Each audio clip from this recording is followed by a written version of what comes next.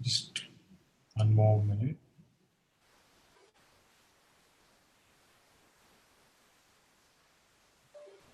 Okay, wonderful.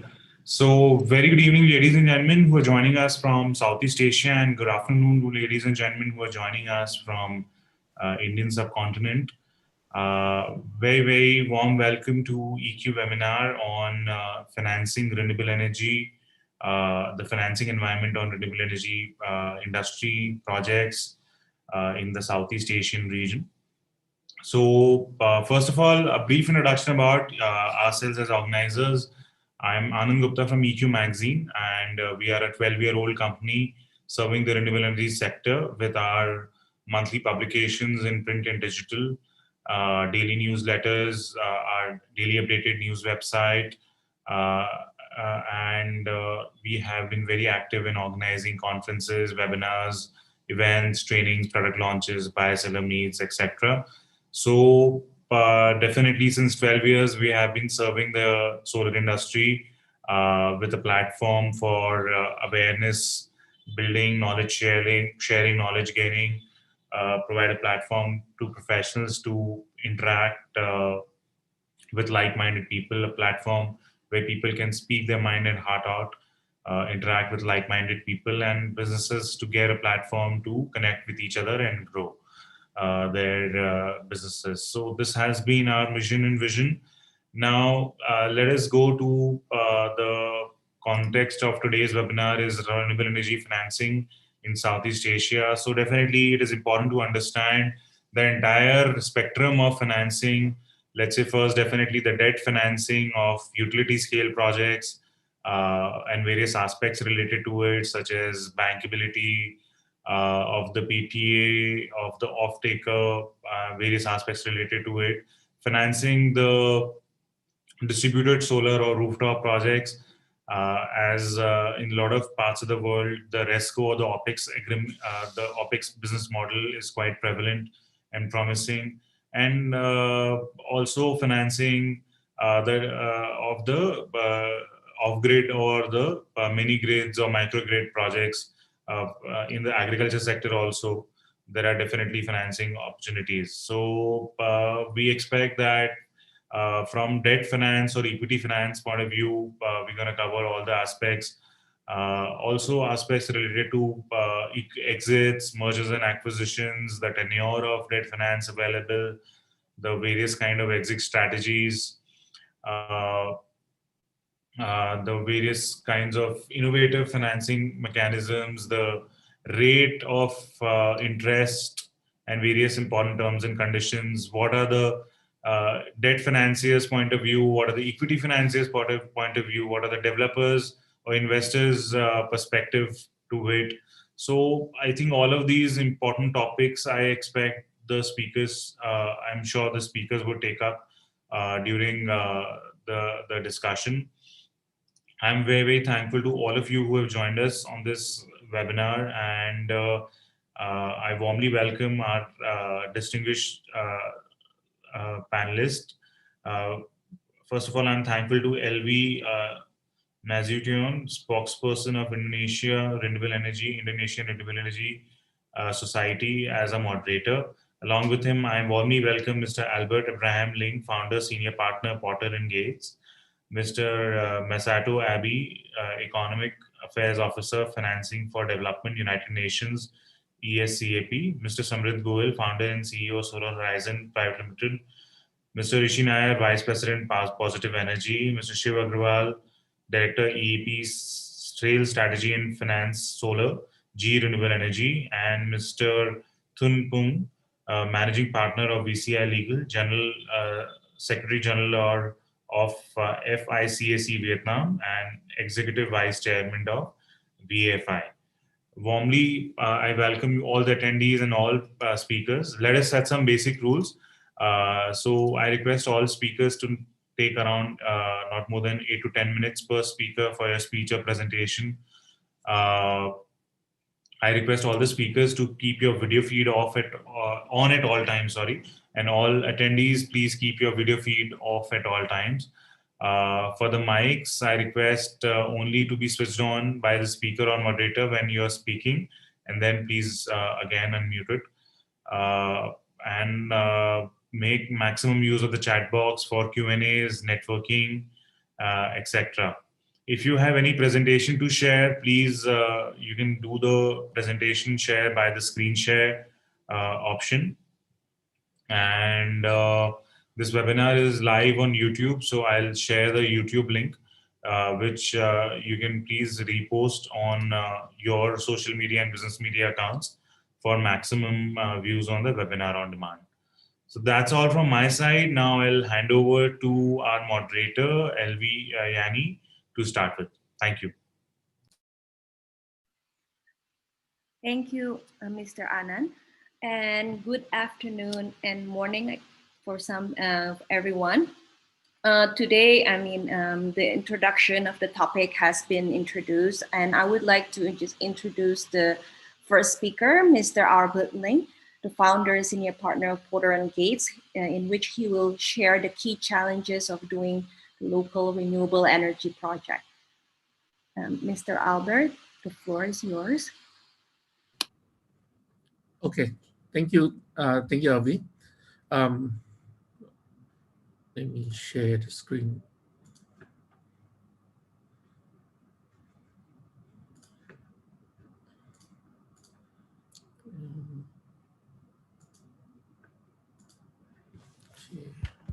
Wait.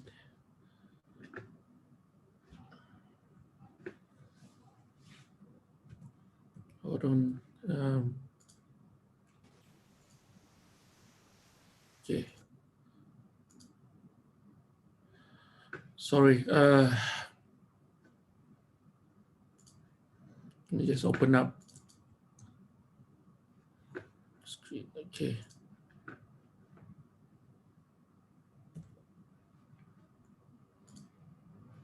Are you able to see the screen? No? No, sir. You have to click on the green share screen button. Okay. Wait now. Okay.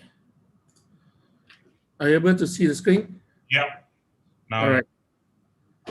Is it in the full presentation mode now? No. Yes, yes. Sorry. Let me just share the. Okay. All right. Are you guys able to see my screen now? Yes. Okay. So I'll just jump into it straight away. So thank you very much for giving me opportunity to actually share some of the key challenges in developing local RE projects in this specific view is more towards Southeast Asia's region, right? So just a bit about Porter & Gates. So basically, we are a group of companies with a strategic aim in mind, whereby we help each other to develops and how do you say provides consultancy solution and services to the clients within the Southeast Asia. And we have also in terms of some of the oil and gas, oil and gold trade operations out of Hong Kong, where financial services operate out of Singapore, as well as energy efficient, renewable and sustainable energy solution services and IoT services, which is all around Southeast Asia region. And our model is basically we partner with technology partners. As you can see on the screen, those are basically few of our key technology partners that we partner with to provide the best solution available to our clients, right? So today's agendas, I would like to talk about basically the key challenges. So as you can see, there's a few basically on the use of fossil fuel. Why is it so hard for RE to penetrate? Political regulations, technical, financial, economics barrier, market-related, geographical, and ecological. And then we'll give you a summary of the investment risk as well as a conclusion to my whole presentation, right? As you know that in terms of use of fossil fuel, right? basically in terms of US and Europe itself, is basically it has been singled out as a primary source of carbon emission and air pollution. So what they have done is basically they have started to reduce and started to phase out all this use of coal. But in for Southeast Asia region itself, especially Asia region in the totality itself, the coal power plant have been fairly new. It's only started since 2010. The over the years itself, basically, it has ramped up tremendously over the last few years, right? They're supposed, okay, it's not moving, so never mind. So the question that is being asked by most people is that why does people still use coal? So basically 30% of electricity is generated from coal power plant, and then most of the coal power plant is basically in the range of gigawatts. And if you look at renewable energies that is currently being installed, there's only a handful which actually reach gigawatts. So in order to actually so-called to fill in the space in case of coal to be replaced, it takes how do you say, it really takes a lot of renewable energy implementations in order to actually replace it. And also another thing is that is have ample supply and is cheap. And as you can see that in the graph here itself, basically China is one of the largest coal production. That's why you can see that in terms of China actually setting up coal power plant in ramping up. This is the reason why, because it's easy and it's cheap and easy to find. And then another thing is that the yield from coal is actually higher than comparing to any other source of energy. So that will be another thing that in terms of how solar or any other renewable energy, in order to replace it, it actually takes a lot more resources, right? Another thing that why also is a challenge for us to actually replace coal with renewable energy is that because the current technology, as the technology improves itself, it actually making the mining and also the burning of coal cleaner and more efficient. So the challenge is asked by most of the people is that why do I have to change? When you say that, okay, it's because of pollution, you have to change and others, but now with the new technology, I've actually reduced the carbon emission, I've actually reduced the so-called, how do you say, the pollutions. So why can't I just continue running the coal power plant? So in US, the reason why they changed it was not because mainly not because of pollution, but mainly because the natural gas is cheaper than coal. So in terms of mentality wise itself, in order to change actually coal plant to renewable energy, you will require something that is alternative fuel that is cheaper than coal, and basically or else this coal plant is going to be there for at least another 10 to 30 years at least minimum. So that is one of the key area, what the challenges in terms of why we are actually, when we are implementing renewable energy, the cost of coal plant is still cheaper than the rest of the other solution out there, right? So the second thing is political and regulations. The challenges in South Asia itself is that there's no clear, one of the reasons is that there's no clear policy, legal procedures, standards, and codes. In certain countries, Malaysia, Indonesia, you have basically quite a well-established in terms of this.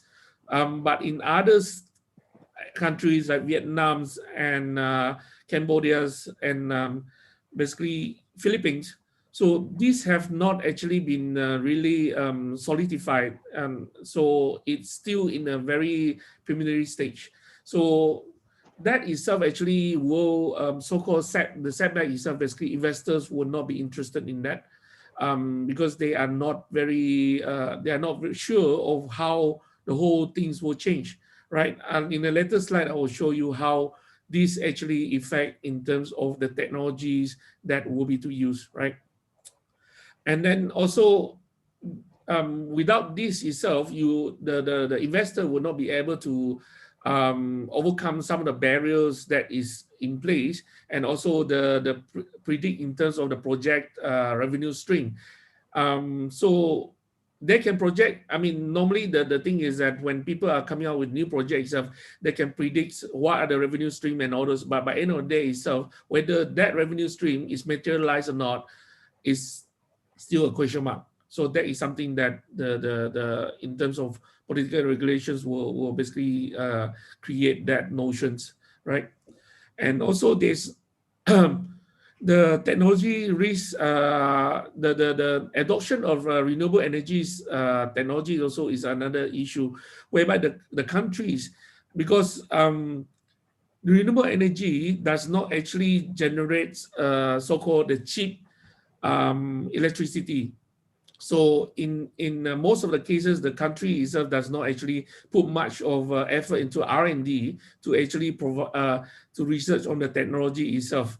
Most of these technology are either developed by isolated non-profit organizations or organizations that are mainly for research, right?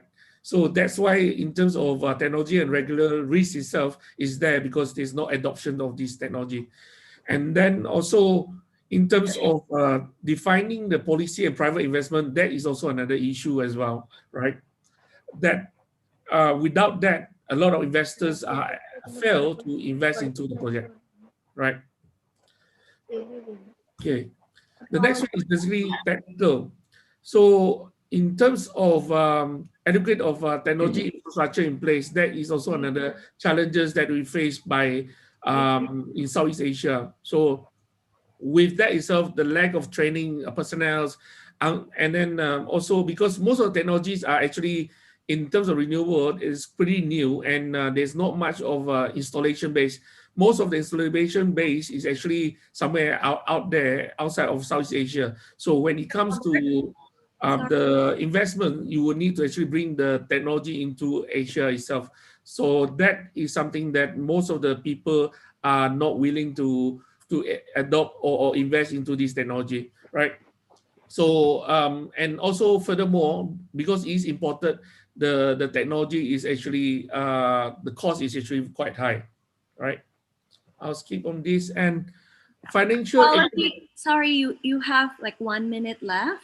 Okay, sure, no problem. So I'll just a quick view. Basically, financial economics. This is basically just on the financial economics itself. The initial capital, the transaction cost, economic status. All these are basically the barrier in order for people to actually invest into Southeast Asia. So, and also the interest rate as well. So that is one of the challenges that we face in Southeast Asia. Is quite high and is not that accessible. Okay, another one is basically in terms of as I mentioned, the levelized energy cost is actually higher as compared to coal. So that's why a lot of in terms of when it comes to investment, it's quite hard for investors to put in the investment. And also in terms of geographical and logical, basically you're looking at photovoltaics in terms of South Asia Pacific region itself. The actual power generation is actually very low as compared to some of the other area in India as well as in the desert area. And wind potential is not really high yet in Southeast Asia as well. So that also another issue. So these are some of the risks of renewable energy. I'll just quickly go through. Basically, for solar is quite okay across the board. For hydro, is the risk is quite high. For regulative across the board as well is actually quite high. For wind is actually medium and low across the board. And then in terms of biodiesel is actually medium to high in terms of the risk. So in conclusion, I think there's a lot of challenges that is in renewable energy, but majorly if you can, there's a few things to it. Basically, you find the right local partners to work with, you might be able to overcome some of these obstacles and risks as well. and you find a suitable local technology, because that will basically reduce the cost of the projects. And basically another thing is that maximize the incentive that is available, and then also tap on green funds. So basically, I sum up, that is basically what the whole things is for Southeast Asia in terms of the thing, right? Thank you. Thank you, Mr. Albert. And I would like to introduce the next speaker, Mr. Masato Abe, Economic Affairs Officer, Financing for Development at the UN SCAP, in which he will discuss about the financing renewable energy in Southeast Asia. Mr. Masato, please, the floor is yours. Yeah, thank you for introducing me, and also thank you for inviting me to the very interesting webinar. And at the the beginning, I would like to thank you, the Shweta. I don't know, Shweta is around, I've been communicating with her almost every day, the minute by minute, and thank you for her support. Unfortunately, I'm getting, the old these days. And sometimes I may not be the, quickly reacting to the request, and but until last minute, she's very patient, with me. And thank you for your support. Okay. And my name is Masato Abe. I'm an Economic Affairs Officer of the UNSCAP in Bangkok. And I've been working for the financing issue for capital market development and also PPP issues for the infrastructure development in the past few years. And particularly working for the energy sector, like hydropower and the transportation infrastructure, something like that. So I would like to talk, mainly relating to the very much policy issues, a bit big picture, what are really present status, and the opportunities and the challenges, and what kind of okay, the next the couple the several minutes. Okay, presently. The energy sectors, status of the energy sectors, as well as the renewable energies in Southeast Asia. Right? Situation is like this. First, the 10 to 20 to 10 years. Right? Compared with the relatively, the rapid growth of the South Asia or ASEAN, GDP growth, or energy demand, or demand for the coal or oil import and electricity, the consumption or distribution. Now, ASEAN is planning to deliver, electricity to the all citizens, all population. Yeah,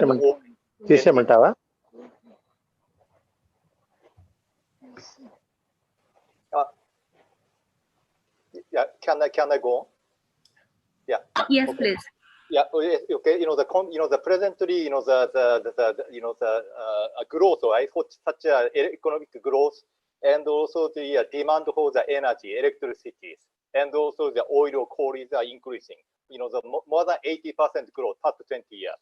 However, renewable energy sectors, their growth is much smaller, less than 20%. Less than 20%, growth. The per year. In terms of the percentage of the entire sub-regional energy demand or electricity demand. Okay. Presently, renewable energy is the only meet with 15% of the Southeast Asian sub-regional the energy demand. Right. So 85%. The supported by the traditional, the fossil fuel, the energy like oil and natural gas or the coal. Okay, so we need to see the more the higher growth for the renewable energies. And in this area, ASEAN Secretariat or ASEAN plan to increase the renewable energies should meet 25% of the entire the energy demand by 2025. So the increasing from the 15% to 25%, more than about 60 to 75 70% increase by next 5 years. Okay, it sounds very the difficult, right? You might see. Yeah, the situation is present like this. And what's the challenge? the ASEAN or Southeast East Asia facing right now. Number one, renewable energies often requires a certain, natural endowment, like mountains, water for the hydro, and also some kind of heat from the land, for the geothermal, and solar, solar PV, and wind energy, right? Also requires a kind of a natural endowment. Yeah, to be honest, and also it might be impacted by the climate, okay, weather as well. Yeah, and also renewable energy requires a certain level of the technologies. Probably traditional technology, still it's not really popular in the Southeast Asia. Yeah, it can be the used or imported, or need to develop the new technologies, or buy new technology from the outside, or develop internally. But the technological issue is also the one thing. And also, the capacity, size of the capacity, gigawatt capacity is also important. Some, the renewable energy is a relatively high, the large, the capacity, but still small compared with the oil and coal, plant, right? But hydropower, yeah, is a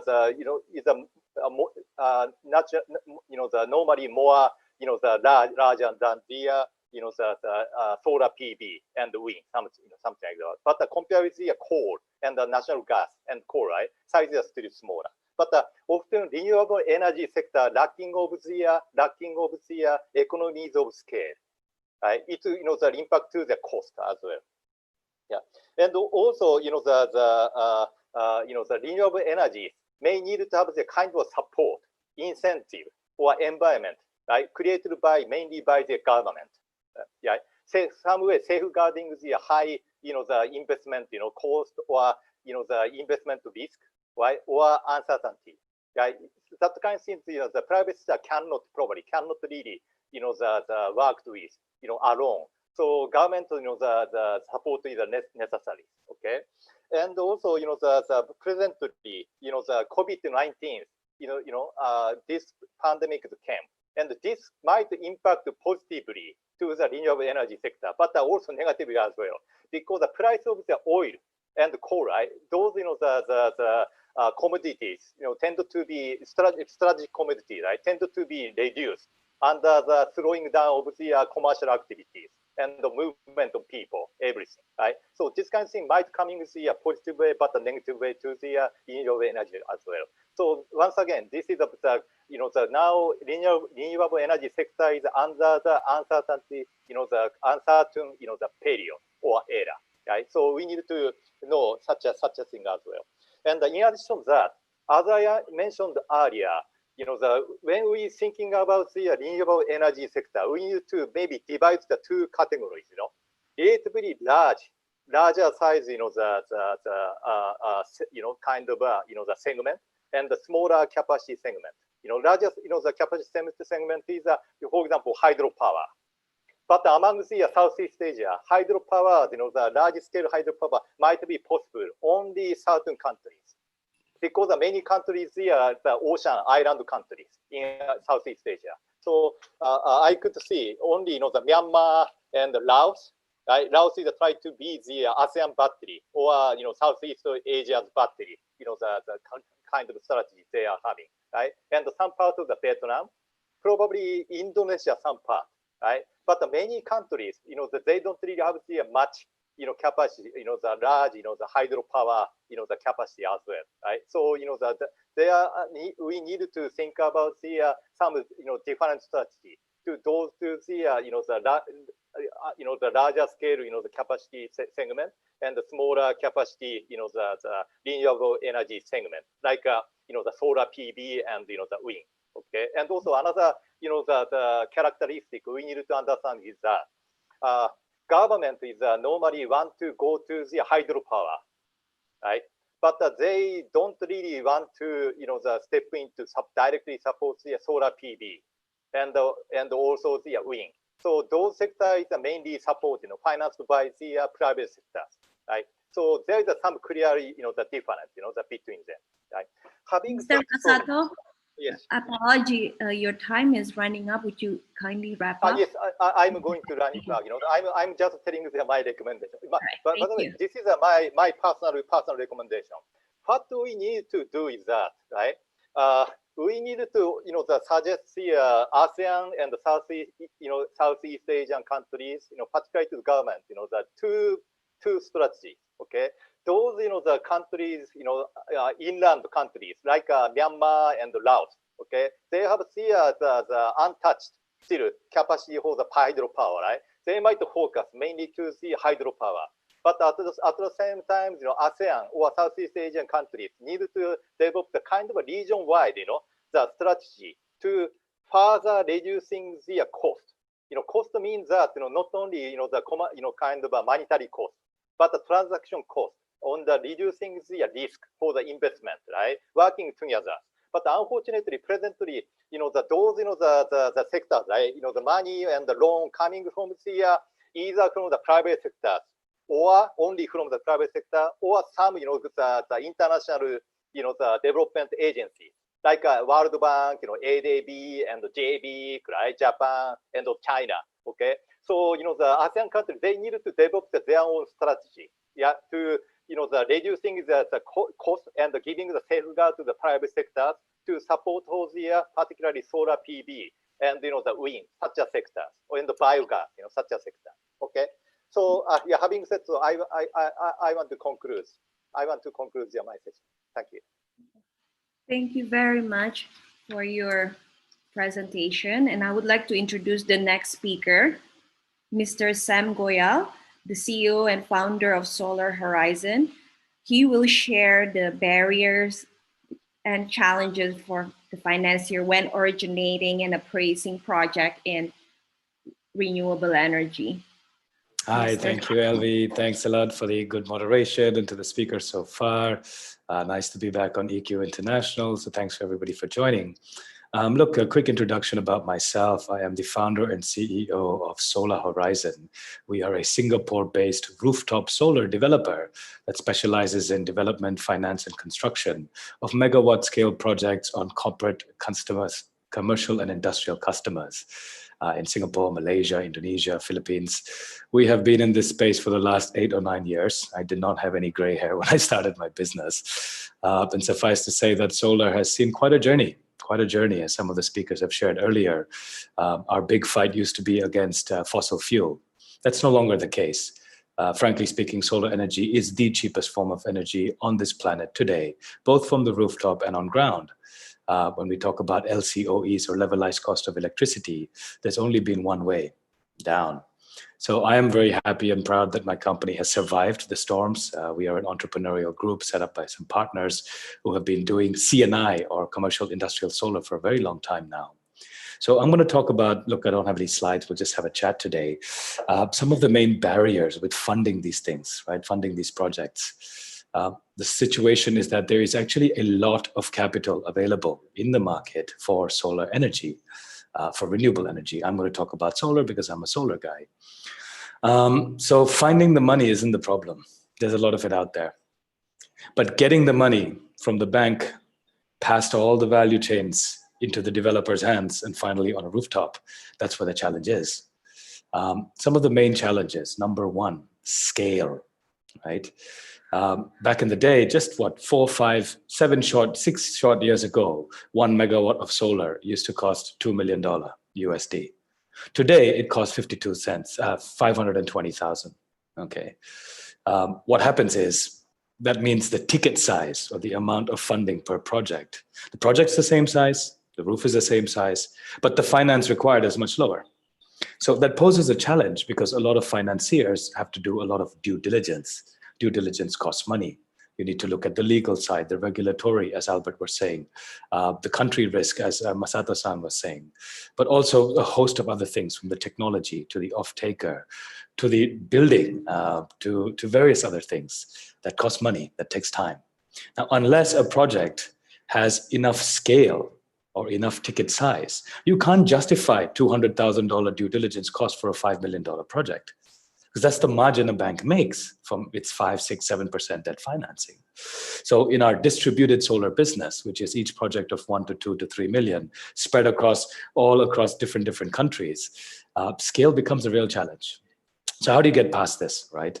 Well, the way we did it was to start small, to be humble, and to learn and realize that this is a journey. So, when I used to go to a lot of these conferences in my late 20s when I set up this business, we used to hear a lot of theory. Practice is very different, guys. It's very different. In fact, I'm seeing some of the participants, some of you have worked with me in the past in my India days. We all went through those challenges. So how did we solve it? Well, number one, you have to find the right profile of capital. All money is not equal. The bank's money versus the private equity money versus the angel investor money versus corporate money are all different. Each have a different profile of return expectation based on the risk they're looking at. And sorry, one second. And what that does is it makes the developer, guys like us who go out and find the building owners, who find the construction companies, who find the investors, we need to be smarter about who we go to at what stage of our business or for the project. So for smaller projects, for other entrepreneurs looking to start their solar rooftop financing business, go and find private players, find angel investors. The hardest money for me to raise was my first 200,000 US. These days, we're closing on $20, $30 million of financing commitments for the large pipeline approach. And that's my second point. In order for you to tap into competitive financing, and Albert, you mentioned interest rates are high in Southeast Asia. Wait till you see what they charge in India. But the point is that, once you build up a certain portfolio size, once you have 4, 5, 6, 10, 15 projects, even if you have to source them on a deal-by-deal basis, which is painful, and we did that. But once you get enough scale, that's when the fun begins. Because as a portfolio of operating assets, of cash flow streams that can be bundled, then you can go and tap into the more institutional funding. Then you can go to those same banks and say, hey guys, now you can justify that 250,000 due diligence cost against a 25 million portfolio. And in addition, you can work on a pipeline approach, whereby if you have a certain set of standardization, and that's very important, to standardize your contracts, standardize your warranties, your guarantees, your off-taker credit risk. Once you have a stable basket of predictable cash flow streams, that's when the capital markets open up. And that's when you can not only go to the banks, but the pension funds, the independent power producers, so much more sources of capital once we achieve scale and standardization, right? So that's one of the ways we did it. Now, last couple of minutes, I'll talk about originating and appraising projects. So there used to be a time 7, 8, 9 years ago when there was a lot more guys like me with a lot more projects and not enough financiers. The tables have completely turned. Now, there are so many financiers of renewable energy, not enough projects, not enough developers. So the challenge now is for people to find projects to fund, especially when they're on expensive salaries, burning their principal's capital, and no deals are coming. Because what's happening is this forward integration, right? A lot of times, like how we used to work is there was a clear ecosystem. There was a developer like us who would handle all the on-ground stuff, the sales, the marketing, the development process. You then have a construction company or EPC, engineering, procurement, construction company, who does the technical, who does the build out, the maintenance, right? And then you have the investor who owns and operates the asset or pumps in money into the corporate of the developer and funds it that way. So there was an ecosystem of multiple players, each specialize in what they do. I am a big proponent of ecosystem play. However, industry is changing. Right, the M&A that is happening, merger and acquisition, means a lot more forward integration is happening. Nice phone call, LV. But it is that investors are now buying developers. Developers are now hiring engineers. So what is happening is the traditional model of originating projects, where an investor would go to all the developers in the markets, all the EPCs in the markets, see what projects they have available, do the preliminary due diligence, do the squeezing and negotiation. That's changing. All of it is starting to happen under singular platforms. Similar to us, we're now in the midst of a major M&A to basically merge with the investor and bring in the technical and financial and development capability in-house. So once that happens, your traditional way of sourcing projects is no longer available. So what do? Well, now that you've integrated all of the key functionalities in your platform, you go out there directly. Go out and bid on projects. Go out and knock on doors of large corporates. Go to big facilities like ports, airports, shipyards. So direct origination is what is now happening. And an impact of that is a huge increase in competition. Because now there are no longer hundreds of little guys running around. Now there's 20 big guys all fighting for it. And some have different return expectations. Government-linked companies technically don't need to make money. Companies who are doing a corporate balance sheet play are not concerned about the IRR of every individual project. So it's quite similar in the real estate business. Either you fund everything on balance sheet, taking corporate debt and raising external equity, or you raise project financing, project by project. So for us, we do project by project, right? So what I'm seeing now is the challenge is originating projects to either acquire post-commissioning or to develop directly, where there's a lot of competition and reduced margins, or this is where it gets interesting, or to create new business models, right? I'm not going to say too much about that in this panel. Come find us for a different discussion there. But I think with all of these, and this is my final part of the talk, is that when you appraise projects, what do you look at? Where is the risk, right? And the risk is different for every person in the value chain. The risk for the technology contractor is quite low, or the EPC. He builds it, he gets paid, he's out. For the developer, depending on how far in the project he takes his stake, the risk profile also changes. For the investor who owns and operates a stream of cash flows against a 20-year volatile world, he's the one who's holding the majority of the risk. Therefore, he's getting the majority of the returns.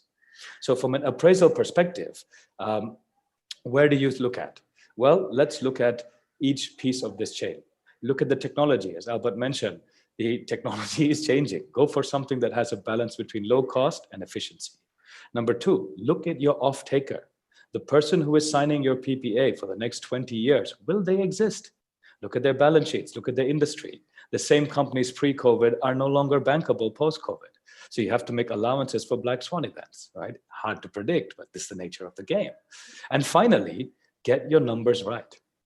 The assumptions behind a financial model are the single most important piece of this business. A financial model will tell it whatever you want it to. But it is the assumptions behind, like the yield, like the country risk, like all of the various things that will help you with appraisal.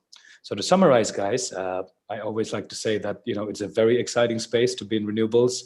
Solar in particular is where we are sitting. And I encourage all of you who are looking at solar either to expand your businesses, to integrate, think about partnering up with like-minded people to attack the same problem. And I'm very sure we can all succeed. So thank you. That was my speech. Thank you very much, Mr. Sam. I would like to introduce the next speaker, Mr. Shiv Agarwal, Director at GE Renewable Energy, in which he will speak about the ECA financing, bridge financing in the renewable energy. Floor is yours. Thanks, Elvi. Thanks, EQ, for inviting me. Everybody can hear me, right? Yes. Okay, so great. I will not take much of time. I will just explain what GE is doing in the space and how we can assist you all, getting the right financing for you. So basically, GE has a very, very, you can say, streamlined approach in providing and assisting customers with the financing needs. So we do have a GE Capital arm as a separate, you can say, the separate business unit itself, who supports, you can say, various financing solutions across the businesses, whether it's our healthcare business, aviation business, power business, renewable energy business, everything, right? Now let's talk about what we can do into the renewable energy space. So one thing I'm not sure if you all heard. Okay, first of all, I would like to mention that GE is involved in the big size plants. I would say utility scales. So 20 megawatt to any range, 50, 100, 500 gigawatt, we are interested in. And what we provide to support the customers, I would say the vendor financing, or you can say the supplier credit, where basically let's say some customer is working on a development financing with the banks and all those things, and they have a timeline to complete the project. So we can come in and bridge that gap. We can provide a deferred payment, or you can call it as a, you can say the, you can pay after 1 year of COD, that option is available. We can define that under a supplier credit program or vendor financing. So basically in that, GE, you need to buy the equipment package from GE, and we will finance that for COD plus, let's say, 1 year timeline. Okay, that's one simple supplier credit program we have. The second is basically the long-term debt. On long-term debt, we can bring the export credit financing. I would say people call it ECA, or you can, if you have heard of UK Export Finance or SURF from Switzerland or US Exim, or such kind of entities, we can bring the financing from those. So those can go up to somewhere from you can say the 12-year to 18-year. That is the debt you can say they can provide, and they are quite competitive in the, you can say, the main reason for them to be active in the emerging countries, because the emerging countries have a very high rate of the debt. So they can come in and provide the you can say bridge that gap and provide that capital on a much cheaper rates than the local banks can, you can say, afford to provide. And also helps developer to, and also banks also, they try to educate them how they can structure properly their loans, so that financing is available for the in these countries, especially in Southeast Asia. So that is export credit financing scheme which we can, let's say, bring for the projects. The last one is really the challenges on the financing, you can say, what we have in Southeast Asia, I would say. So in this space, I would say the main key of any project is back to the PPA. The PPA, as long as the PPA is bankable, I mean the PPA can have issues, curtailments, sovereign guarantee or anything. So as long as the PPA is bankable, there is a right infrastructure in the place. I think, as Sam said, there's a lot of money available. Right? There's a lot of cheap money available, I would say. Right? But most of the time when we go to the countries, let's say any Southeast Asian countries, emerging economies, right? Vietnam, Laos, Cambodia, Myanmar, the PPAs are not really internationally fully bankable yet. They are working towards it, but I would say they need some time to really streamline the PPA so that international parties can come in to finance the projects on a non-recourse basis. So currently the finance, the most of the developers, local developers or international developers, if they want to do a project in, let's say, emerging economies, that PPA becomes a bottleneck. Second, of course, the regulatory challenges which comes in from government side. Let's say there's no definite pathway. If, let's say, one international company wants to establish a business in one country, then they don't see a proper pipeline for the future. That's one major concern for any big investors who come in and set up offices in, you can say, in any country. I think some of the countries are, you can say, a bit better. Some of the countries are a bit lacking, but there are pros and cons of each country, I would say. Right. For example, PPA of PLN is bankable, but in Indonesia, but they have other issues. You can say they never complete. They never fulfill the timeline.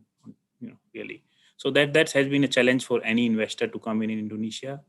While on other side, if we talk about Vietnam, they have a definite regime, you can say, of the PPA, quite consistent, but their PPA is not really internationally bankable. Right? So there are solutions for that. So in summary, I would say each country has their own challenge and own set of opportunities. I mean, but with these all the challenges, definitely there are opportunities as well in the countries. The returns, what you can get in the Southeast Asia currently may not be available, in the more matured market. Example, that's why there is a lot of investors has interest in these markets. So I would say there are many challenges, but at the same time, you can say the economies are growing, Southeast Asian economies, and there is a lot of energy demand is required. For example, Vietnam growing at 10% per year. Same, their energy demand is also going at 10% per year. So definitely, they I would say they, in itself, if there are challenges, there are opportunities as well in each country, and each country has their, you can say, pros and cons to work within them. G is here to help every customer if they need any support on financing. So just basically with in summary that we can basically provide and we can help customers. A lot of customers we have helped in the region to structure basically correctly so that they can finance the projects. Yeah, that's all. I will leave my contacts in the chat box. So if anybody need more information, they can reach out. Thank you very much for your presentation. And as you know, there will be, hopefully you'll stay for the question and answer. And I'm going to introduce the next speaker, Mr. Rishi Nair, the Vice President from Positive Energy. The floor is yours. Thanks, LV. Thank you for having me at this event. It's really great that that we're having such a thing, despite everything that's going on. Yeah. Apology. Do you mind if to wait for 10 minutes? Mr. Tuan just joined the call, joined the webinar. So if you don't mind, apology. He will go first in which as is in the schedule. And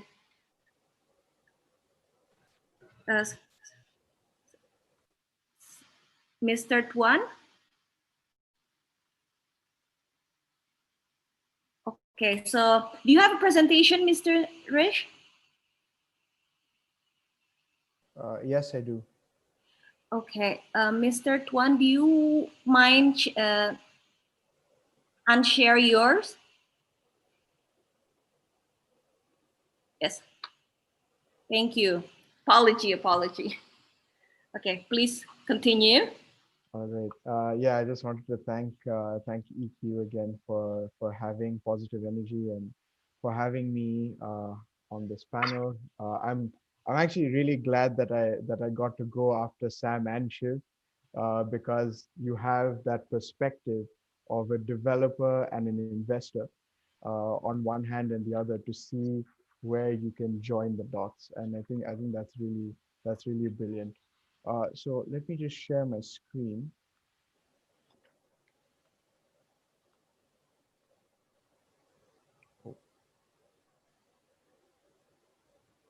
Are you able to see the screen? Yes. All right. So yeah, so I'm part of Positive Energy. So we're actually an online platform that help with the financing of renewable energy projects across Asia.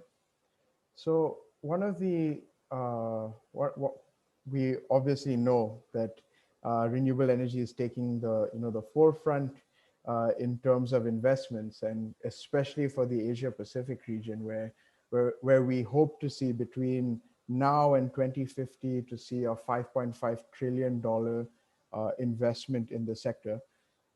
We know COVID has hit, but we're praying and hoping that this is just a temporary thing that doesn't affect the growth of the Asian continent.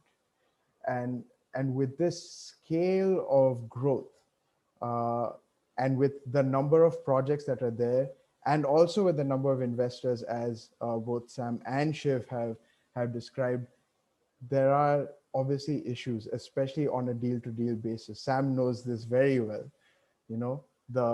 Where it's the costing, the due diligence, compliance, risk assessment, just managing of assets at different scales, your various fees, and just the cost of communication and the time loss results in a very high cost. Right now, you add the COVID pandemic to this equation, and now we can't travel. No more conferencing. We have to no more seminars. It's just webinars for now. Lots of additional logistic issues with the entire process, and this is only added to the cost of capital.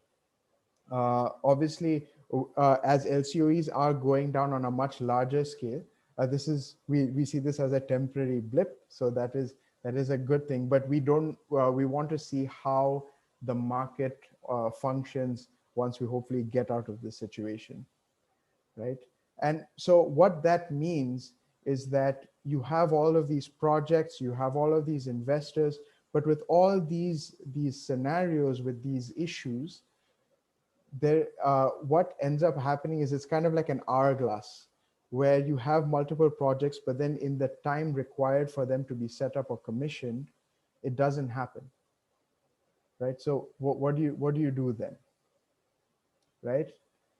So because of these, again, like I said, the high transaction costs, the long time that it takes, that developers can't commission their projects on time because of lack of investment. Investors can't deploy their capital fast enough to meet a certain timeline, whether it's a tender or whether there's a deadline that is offered by a certain government, right?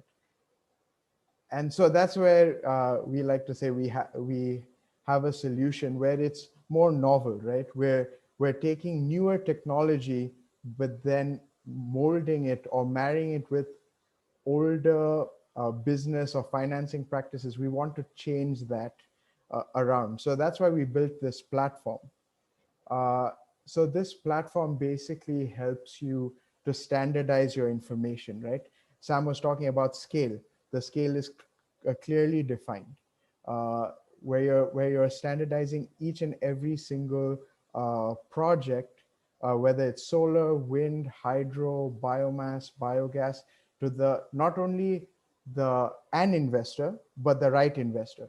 There are so many investors in the Asian market right now, so many cheap investors, as Shiv had mentioned, but it's a matter of connecting the right project with the right investment. And that's why we wanted to build this platform where you show a virtual data room, where you have automated notifications to manage the projects either as a developer or an investor, and to maximize on your time so that you meet that deadline effectively, right? So these are all the projects that we're looking at, right, in our market today. You have solar, you have wind, you have hydro, you have storage, waste to energy, biomass, but then you also have uh, these diverse investment entities as well. Not only do you have infrastructure funds, but you have IPPs, you have EPCs who also participate in financing, and then you even have high net individuals and family offices that invest in renewable energy. So it is a matter of connecting these two, and that's what we want to provide. So having all the information set and obviously anonymized to make sure that your information is not leaked out to the world. It's good to have the information out there in front of you where you can clearly measure and understand what you're doing as a developer, how you want to put your project out to investors, and how investors are going to see it, whether it fits their investment mandate or not.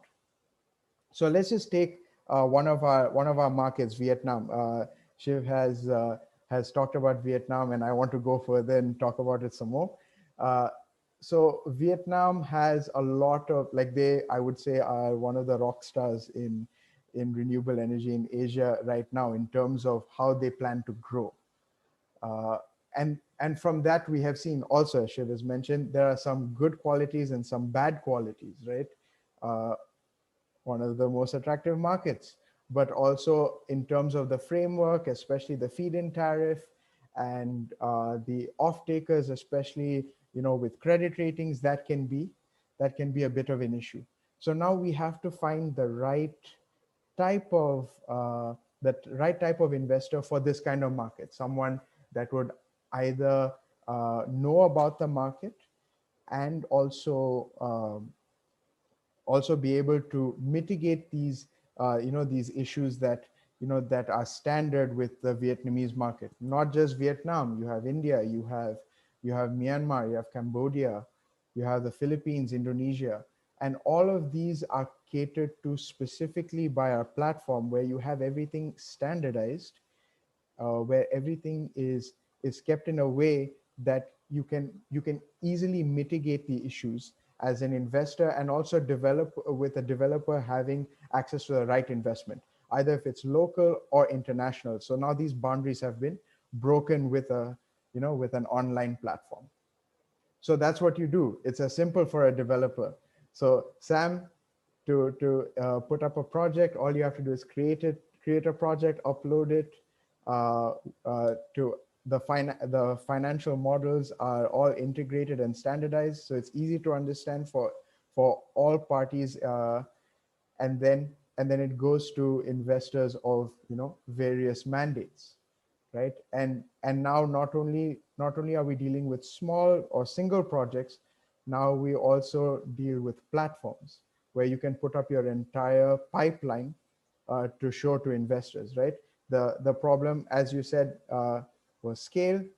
So now what you can do is you can consolidate that to open your horizons to what I would say are a bigger pool of investors that maybe you would not have had that reach in the past. So that's basically what Positive Energy does. We do help with a lot of these projects. We currently have over 700 projects on our platform, and it's and we see this as the way forward, something new to connect with something else that is new. No more coal, but also no more old school financing models. This is something for the future. It's good that we connect to both. Thank you, Mr. Rishi. And I would like to introduce the last speaker, Mr. Tuan Phu, the manager partner of VCI Legal and Secretary General of FICAC Vietnam. He will discuss about the PPA and bankability matter. Mr. Tuan, the floor is yours. Can you hear me? Yes, we can. Okay, great. Just give me 1 second. I'd like to share the screen, okay? Here we go. Oh, hang on. Which one? Okay. All right. Can you see that? Yes. Okay. Right. So, apology. Do you mind enlarging the presentation in my screen? Sure. The thing is that it is a bit, okay, give me 1 second. Let me swap. Okay. All right. Do you see it bigger now? Not No? in my screen, but it's Okay, fine. okay, 1 second. I'll choose the one. New cell. Okay. Screen 1. Okay. What about now? Yes, perfect. Okay, fantastic. All right. So, right. This is a presentation. Actually, I just stepped out of another conference. So I already have, I covered this a little bit here in the last few years, and what I'm trying to cover in this, by the way, how many minutes do I have? 20 minutes or something? Hello, I couldn't hear you. Can you unmute? Yeah, sorry. 10 minutes, apology. Oh, 10 minutes. All right. Okay. So, well, how many of you familiar with Vietnam or familiar with the situation in Vietnam? Just very quickly. Okay. Doesn't seem to be a lot, right? Okay. Well, I'm just trying to be very quickly then talking about the situation here a little bit. Okay.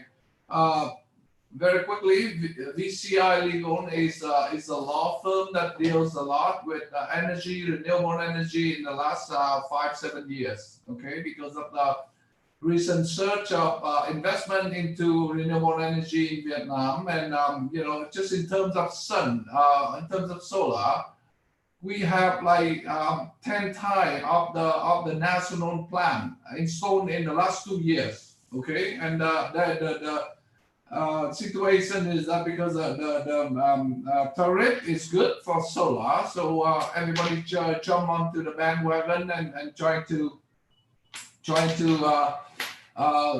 the COD in place, and therefore it's become quite crowded, the market for solar. Next big thing should be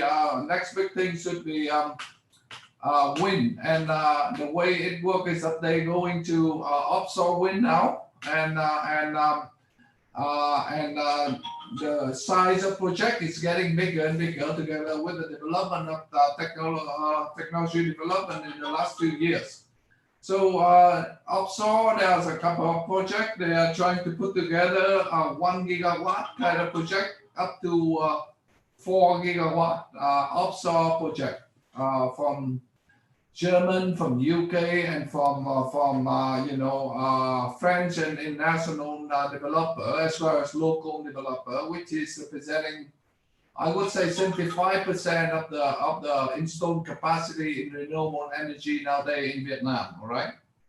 So for all of those developers, there's a big issue, which is bankability of the PPA. All right.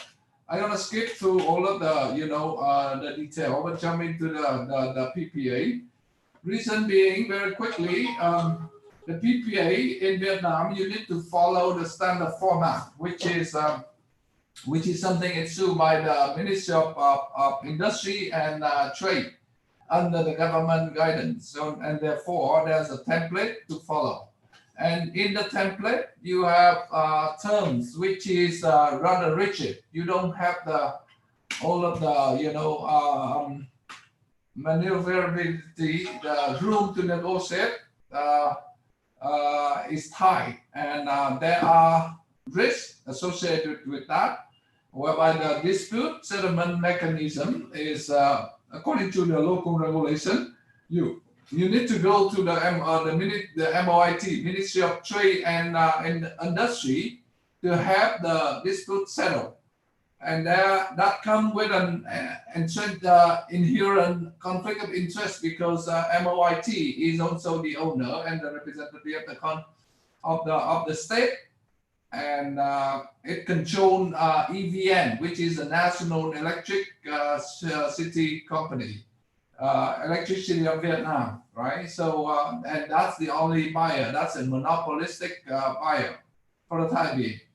And they're working on a project to privatize that between now and 2024. But still, you have to follow the standard PPA, and that lack, the international dispute resolution. It doesn't have the key term take or pay for whereby up to 90% capacity of project after the PPA is signed can be cut due to overload or congestion or whatever the reason could be. And the EVN as a monopoly power here, they can almost avoid the obligation to buy electricity with very low penalty. And potential violation of investment protection in treaty, therefore, is inherent, and therefore something that needs to be looked into. Given the fact that now Vietnam is one of the most open economy in the world, with 60 plus trade agreements signed with different trade blocs with different countries, bilaterally or multilaterally. And therefore, Vietnam committed itself not only to open the market for trade, but also to protect the foreign investment coming into the country. And that is covered under something called Investment Protection Agreement, IPA, right? Which is something almost always comes together with the trade agreement, okay? So basically, the investment protection agreement is something that gives you the possibility of suing the government. Tuan? Yes?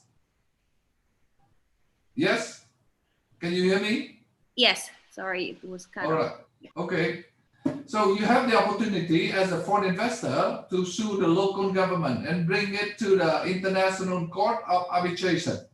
So you can sue the government not in Vietnam, but in Europe, in Paris, in The Hague, in the United States, in Hong Kong or Singapore, and so on and so forth. That is a very open kind of mechanism to encourage foreign investment to come into the country, right? Comparing that with the local regulation, which you can see in the slide, the dispute settlement with under the DORE, Department of Electricity Regulation, and to settle the dispute. So obviously the dispute investment dispute resolution mechanism is more open, more transparent, and more internationally recognized than the local one. And as you see here, the procedure locally, it's gonna take approximately 90 days to 100 days to have the dispute settled locally. But it's this is more like an administrative body to hear your dispute with the buyer if you are a developer, right? So if you have a dispute with EVN of Vietnam, then there's a process in place. Now, investment dispute resolution is a mechanism that allows you as a country, as an investor, to sue not the electricity of Vietnam, but the government of Vietnam at the International Court of Arbitration, and it subjects itself into international jurisdictions of the arbitrator and international trade agreement that it commits itself to, right? So that is something should be considered a additional investment guarantee that the regular PPA is lacking. So in the normal situation, you do not have you need to subject yourself to local jurisdiction.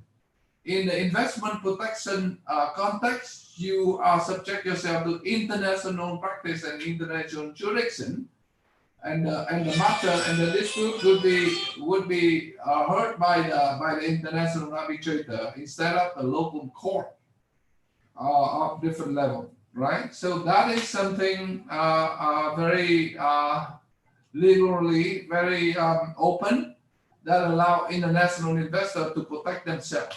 And that is something normally is overlooked by the foreign, by the investor and by the developer of the project or the lender of the project, because they do not aware of the investment protection regulation. Okay, although the investment protection agreement is always there for most of the countries that are doing business with Vietnam. So we have CPTPP, you have EVFTA, which is between the European community, European Economic Community, and CPTPP is Trans-Pacific Partnership between 11 countries surrounding the Pacific Ocean, and now we have the UK trying to join in with, change could very well be the US, which is one of the founding members of TPP, can also be considered joining back. Although they step out after they sign. But then, and next November, Vietnam, together with other ASEAN countries, will sign something called RCEP, the Regional Common Economic Treaties. Basically, it's an FTA between ASEAN country, 10 ASEAN country, plus another 6 country, being Japan, Korea, New Zealand, Australia, Malaysia, and several other, and China, of course, to as a counterbalance versus the TPP pact. So that's gonna be Vietnam going to be the common market between all of the trading bloc with that much of the international treaty trade agreement, and therefore the investment protection mechanism or ISDS mechanism should be very much taken into account as an additional guarantee for the PPA and make it more bankable than So you need to look at that from the alternative way of warranty to take advantage of that. All right. So, and we currently, as a law firm, we represent most number of investment dispute case in the country. We representing currently 6 different clients of European, American, Korean, Malaysian origin, and French, 2 European in dispute, settlement process with the government of Vietnam. However, all of those are, going through something like a negotiation and mediation process, which is something, although subject to international regulation and international mechanism of dispute settlement, it is an amicable way of settle the dispute between the government and the investor. And we managed to be successful in negotiating with the government in 3 different cases. So that is an alternative way of settlement the dispute, and the risk management and ensure the bankability of your PPA, right? And that is something I would like you to look into when it comes to the bankability of the PPA to decide with EVN with a country with a local buyer. If you are a developer or if you are a lender for renewable energy project or energy project in general in Vietnam, right? So that with that, I guess I had finished my 10 minutes. But if you have any question, if you have any comments, feel free to let me know. We'll be happy to.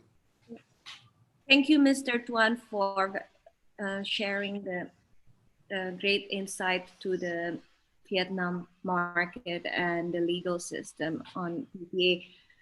And may I ask if anyone want to add any more comments and or note regarding the financing of renewable energy? Please go ahead to the speakers.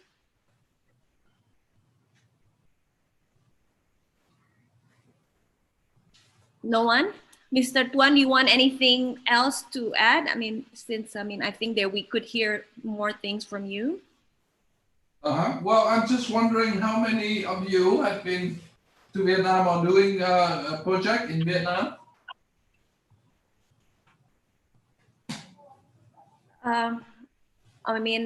Okay, I think the other speakers, I can say that when I was working at the IFC, the private arm of the World Bank, yeah, we were working, we were supporting the big projects then. But I think other speakers were mentioning about Vietnam before, and was giving example. I think Vietnam is the winner in the renewable energy space at the moment. I mean, it's the hot market, if I understand.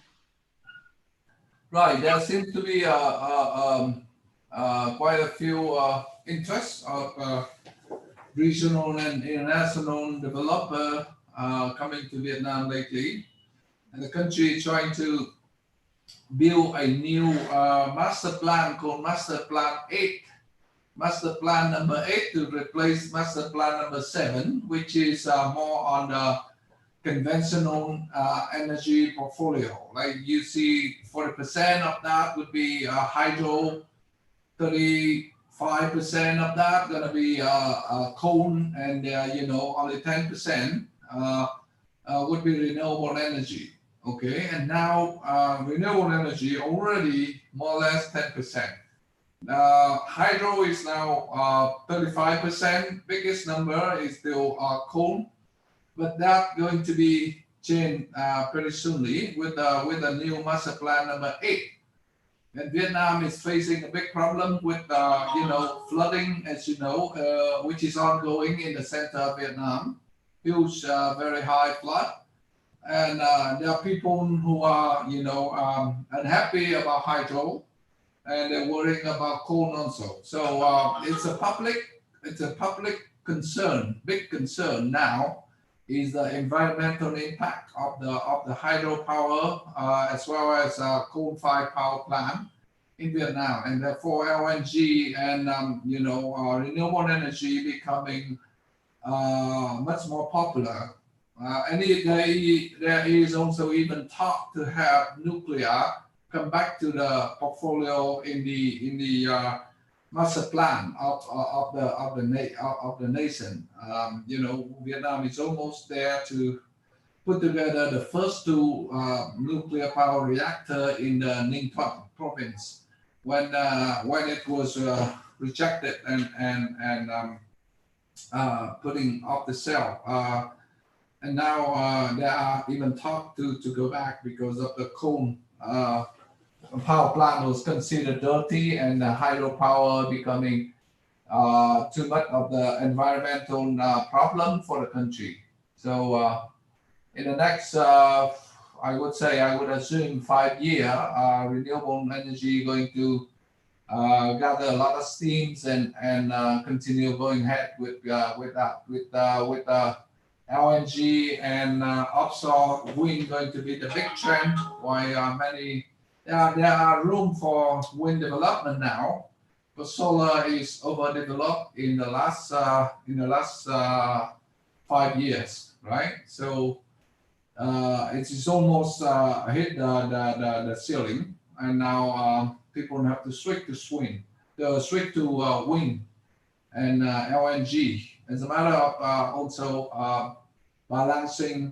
trade balancing with the US, which is a country that buy a lot from Vietnam, and they want to have returning in favor. So Vietnam committed to buy LNG from the US for that purpose. Thank you. If I may now address the second, potential second question from follow-on discussion from Mr. Tuan. Mr. Schiff, you mentioned about the PPA bankability in Vietnam versus Indonesia. That was interesting, like the bankability issue between two countries. And also, Mr. Sam, you also mentioned about, challenges. Is there, like the follow-on question, you have any comment regarding, the financing matter? If you could share, that would be great. Shiv, why don't you go ahead first? Is he still there? Okay, maybe fine. He's not here. Yeah. No problem. Yeah, I think we've run over time. Anyway, just to quickly wrap up on these comments, I think a lot of the typical challenges have been addressed by the various speakers. The thing I'd like to say is, frankly, I don't think it's challenging to raise money for renewables or solar. There's a lot of it out there. We just need to get out there. And I really love what Positive Energy has been doing by standardizing. I'll finally get in touch with Vincent Rishi and sign up. Okay, that was a great pitch. Well done. You got my interest. But what I do want to say, guys, is it's all about getting out there and getting off the desk and into the real world and engaging with people. Of course, in the space of led FIT programs, it's a very different game. It's institutional to institutional. But in the corporate solar space, the commercial industrial built up environment space, where solar is a very natural fit to all existing building and new building. Another way to look at it is to tie up with the building developers. So some of our clients are the big real estate developers in Singapore. What we tell them is, guys, at design stage, think about solar. Instead of having rooftops that are hot metal tin roofs that are reflecting light, capturing heat, putting a higher load on your aircon, why don't you use a type of roofing ahead of time that would make your solar installation costs much easier? In fact, our country, Singapore, has announced quite a number of years ago, solar-ready rooftop program. So per the Singapore building code, all new buildings must be developed with a solar-ready rooftop in mind. So that's another innovative way. Instead of tapping into the same tired old sources of project financing, non-recourse, blah, blah, blah, we should really look to work together with existing stakeholders to create these kind of finance wraps, let's say. And as an example, if you build a large, big commercial mall, let's say you have a 6,000 or 7,000 square meter rooftop available, you can generate 1 megawatt of solar, 150,000 units of energy every month at a price that's 30 to sometimes 40% cheaper than what you're paying today. And the cost of the solar is maybe 3%, or not even a fraction of a percentage point of the cost of a shopping mall. But by installing that upfront, by wrapping that in your project financing, and then getting all of the gains from that for your building, and then passing that on to your tenants and playing your part as corporate citizens, that makes sense to me, right? So I think that's just one example of using outside the box thinking to tie in with other ecosystem and stakeholders in the value chain to try to get more solar on more rooftops. Thank you. And I think lastly, I want to ask Mr. Albert regarding, you said it about the transitioning, from how, realistically, what is the transitioning, what is the critical success factor to have the successful transitioning from coal to renewable energy, and at what cost? I mean, what is the reasonable cost, and whether that's viable? Okay. Currently, I think if you look at the current situation for coal itself, it's going to be there for at least 20 to 30 years.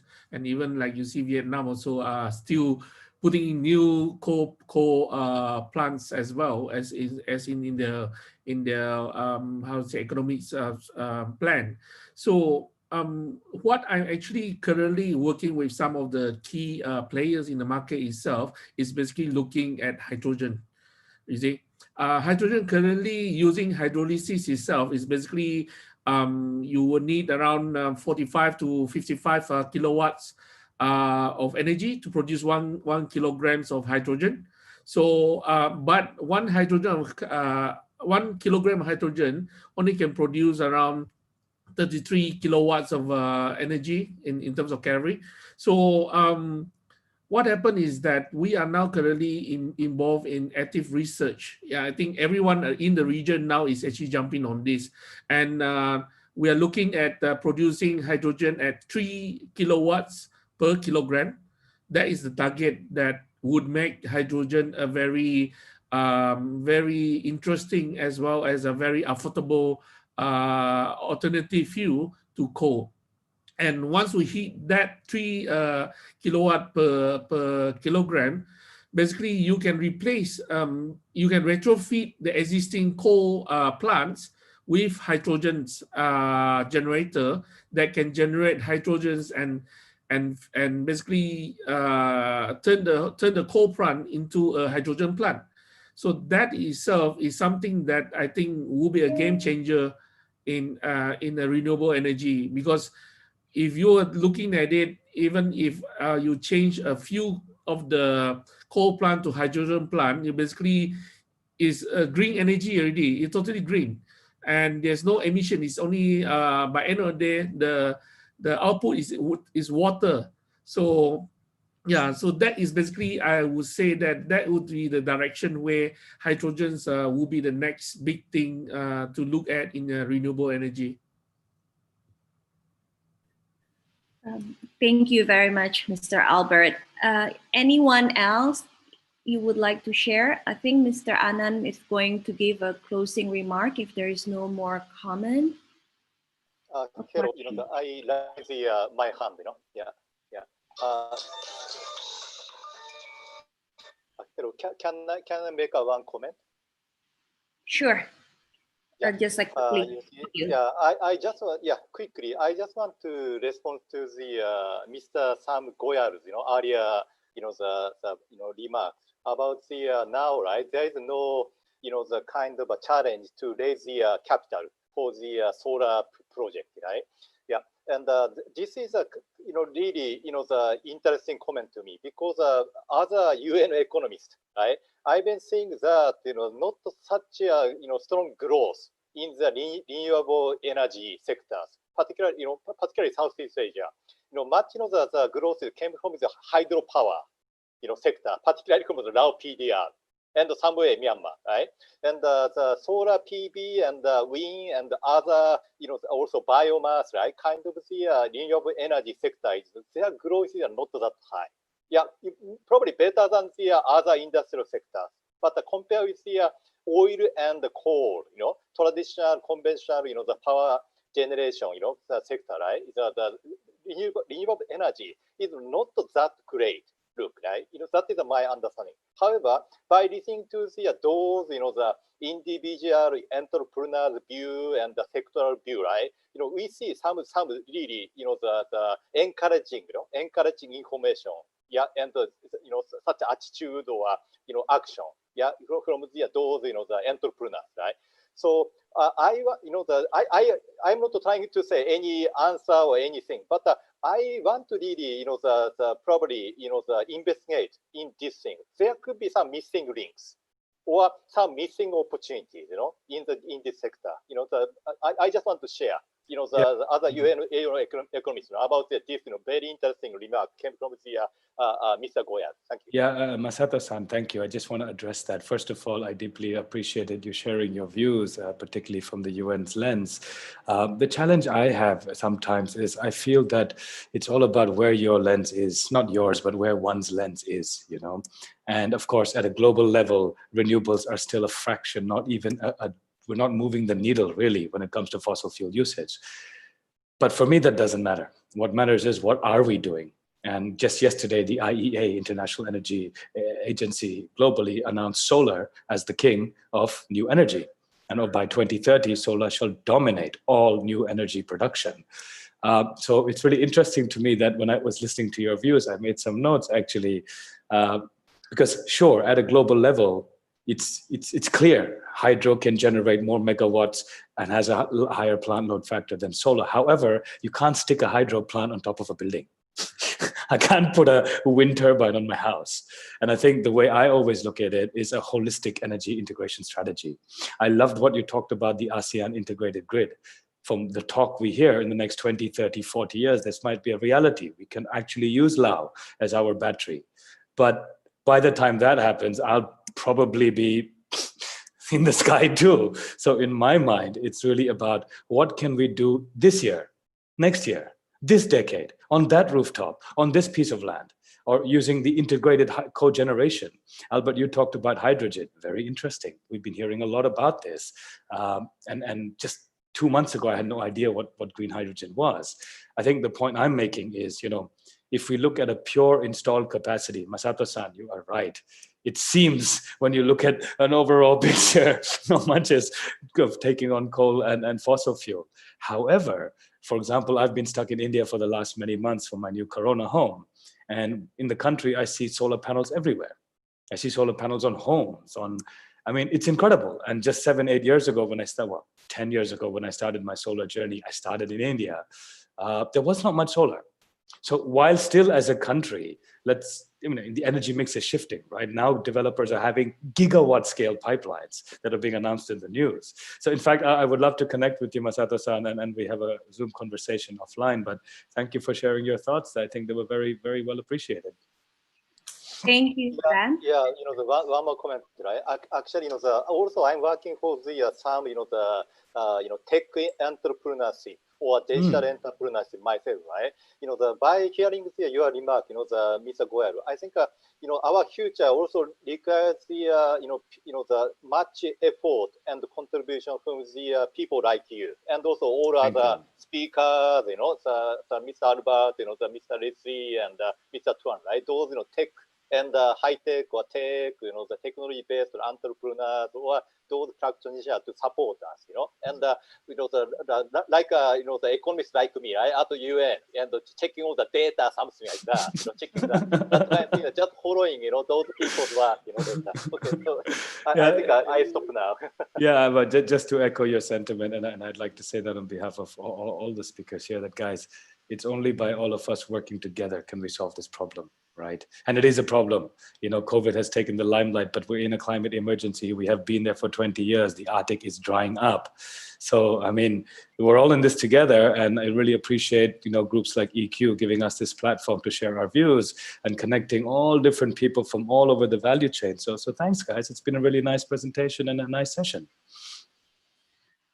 Thank you, everyone. I think it's been a great, great presentation from the experts and practitioner. And lastly, I would like to, give it back to the host, Mr. Anand Gupta, to close the webinar. So I love to thank you, LV, for an excellent steering and moderation of of the webinar, and I love to thank all the panelists for a very, very energetic and an amazing participation and contribution to this overall thought process of how we can make the entire financing more and more better for renewable energy projects. So thank you very much, all of you. I hope it was a wonderful experience for all of you. And we look forward to more such interactions on more such topics. We wish to stay connected and get your inputs and feedback to make our webinars more better. And at the starting of the webinar, I also shared the YouTube link at which it was streaming live. So I request you all to please share it on your social media and business media accounts for maximum views post the webinar. So that's it from my side. Thank you very much, and have a good evening, safe evening. Thank you. Bye. All right, fantastic. Likewise to you. Thank you, everyone. Thank Goodbye you. to Vietnam. Bye. Look Bye-bye. forward to interaction. Wonderful. Thanks all. Bye-bye. Thank you. Thank you. Goodbye, everyone.